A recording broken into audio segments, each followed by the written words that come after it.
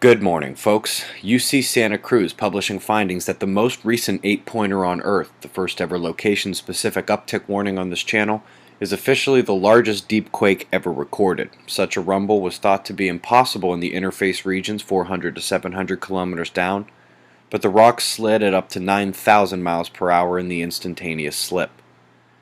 Got the latest Arctic ice animation from NASA here.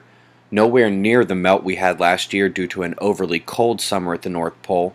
It is indeed still melting underneath as the oceans are absorbing heat and continue their assault beneath the surface.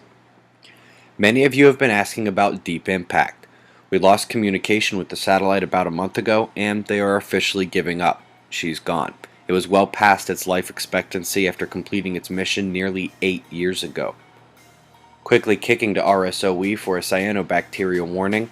It matches the Loyola release regarding ultra-hazardous air quality in the Midwest. We're at 250% of the danger line. Last article is more of an FYI. The IPCC, remember that's the group blaming you for climate change. This week, the first working group report will detail the basic science, but look at the 2014 menu. Mitigating climate change means geoengineering, weather modification, and solar radiation management, better known in this group as chemtrails. The Counter-Strike Chapters 4 and 5 are going to dive into that, but perhaps we'll speed up the timetables. Got a flash flood in New Zealand, all a result of that moisture funneled by the high-pressure regulator in eastern Australia, all moisture staying south. I was incorrect about Europe yesterday. That northern low never crested down onto the UK. I imagine storms are on deck whenever it does decide to do so. Starting one day after the Colorado disaster, here's what was added to the mix and complexing the emergency in Mexico. This is tremendous rainfall, and as of now, the only change is the lack of an organized storm amidst the continuing rain. Eyes on that convergence line, and indeed all convergence is planet-wide. Folks, this works like clockwork along those lines. West Pacific, Super Typhoon Usagi is the current nightmare, with the next one to the right developing now.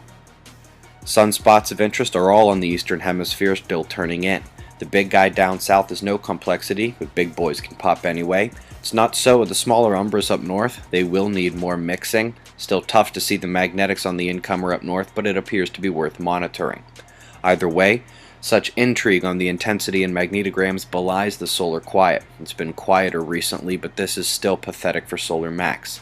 Solar wind calm and quiet as well. Looking at Gong from last night, the umbral fields popped open in an Earth-facing position. Also, the general energy in the system shifted as the North Polar coronal hole gained significant power. The Earth-facing group is still relatively weak, but the factors remained and we took a 6-pointer in Indonesia. It was the top quake of the day. In addition to the evening news last night, we had a little new fly on the wall. Under interesting discussions, I've gone ahead and removed the membership lock on this one video. It's way too cool to keep hidden away. Incoming massive filament is meeting some instability. That's our top watch today. Eyes open. No fear, it's 6:50 a.m. Eastern Time and that's the news. Be safe, everyone.